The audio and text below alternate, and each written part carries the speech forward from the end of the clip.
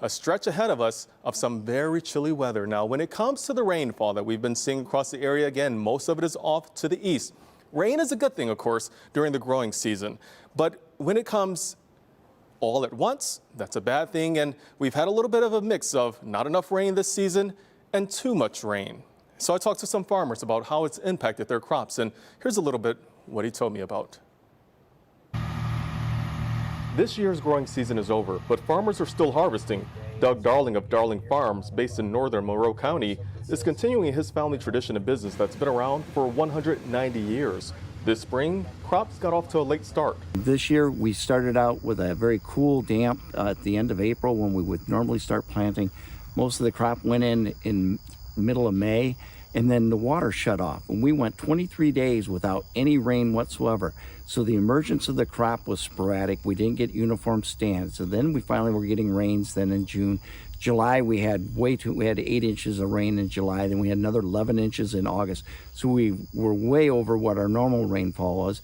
And so what that did is it created disease issues within our crops. Like we were applying fungicide to our corn, or you were worried about Phytophthora or white mold in your soybeans. Then you have the air quality issues from wildfire smoke.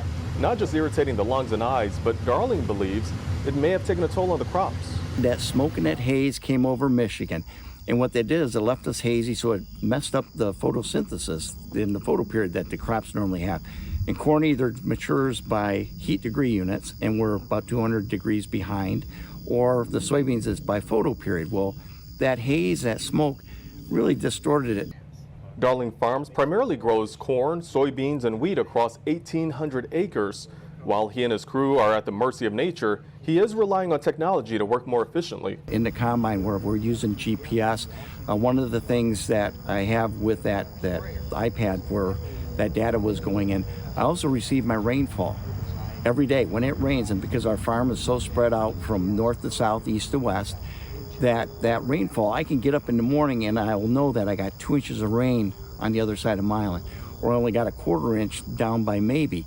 So then I know where I might have the potential to go plant, or that I can till, or that I could go harvest. Despite the headaches, Michigan Farm Bureau Industry Relations Specialist Teresa Sissung says farmers have mostly fared okay. Overall, I think from what I'm hearing, it's good yields, good production, just been incredibly challenging. She says corn harvest could go into December, and she says snow on the ground would be a big issue as the ice would freeze up machinery. But she says staying cold could have some benefits. But we're getting to the point where maybe if it would just freeze, it would make it a little easier because you're not tracking up as much mud, less chance of getting stuck out in the field because you at least have a little bit of solid ground to be on. Back on the farm, Darling says the political climate can have just as large an impact on his operations. Because, Mother Nature can bless you with sunshine and rain and perfect weather. All it takes is some elected official in Washington or on the other side of the planet make some type of comment about a supply or a food or food safety issue, and you can send the prices to the basement.